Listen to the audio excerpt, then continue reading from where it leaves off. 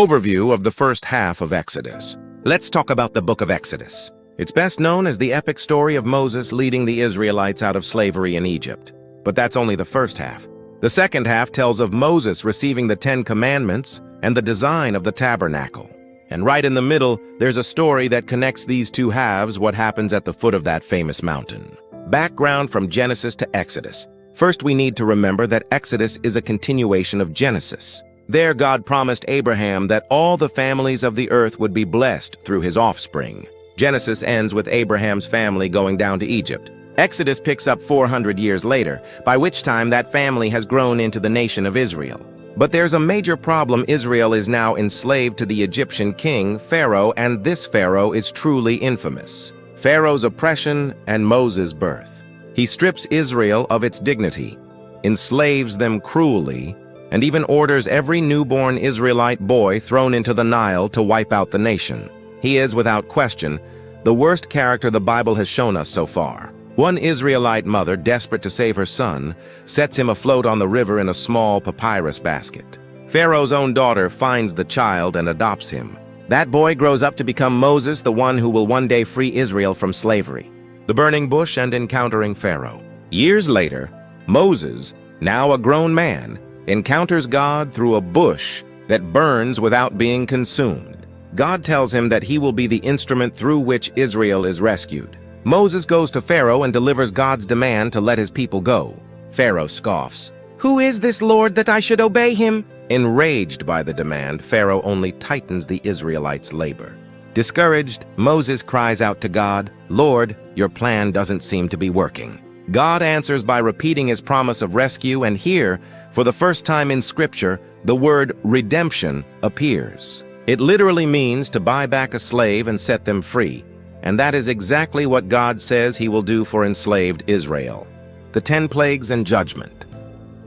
Knowing Pharaoh will refuse to yield, God sends 10 devastating plagues, turning the river to blood, unleashing swarms of pests, striking the land with disease and more. The key to understanding this story is that these plagues are God's judgment against one of the most evil oppressors in the Bible. Their purpose is twofold: to free the enslaved Israelites and to expose the powerlessness of Egypt's gods. The Passover and the Exodus. It all builds to a 10th and final plague in which God strikes down every firstborn in Egypt, with no exceptions. It sounds harsh, but it mirrors Pharaoh's own crime of killing Israelite infants. At this point, the narrative pauses for 2 full chapters to lay out instructions for a feast, down to how the lamb should be cooked. That lamb matters.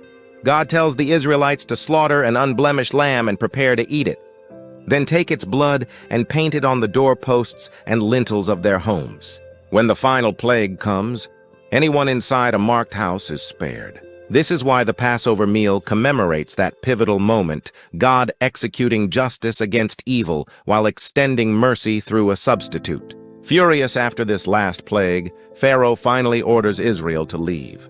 But no sooner have they gone than he changes his mind. Scripture does say that God hardened Pharaoh's heart, but what the story makes clear again and again is that Pharaoh hardened his own heart first. By the end, he's no longer just a cruel king, he's become an absolute monster, so far gone that even his own advisors think he's lost his mind. We're left wondering how God will deal with evil on this scale, and what we witness is God's power turning that evil in on itself. Pharaoh and his army are swallowed by the Red Sea, and Israel walks free. Afterward, Israel sings to the God who redeemed them, the first song recorded in Scripture. This moment also marks the first appearance of the word salvation in the Bible, meaning rescue from danger, into the wilderness. Now that they're free, you'd think everything would go smoothly. It doesn't.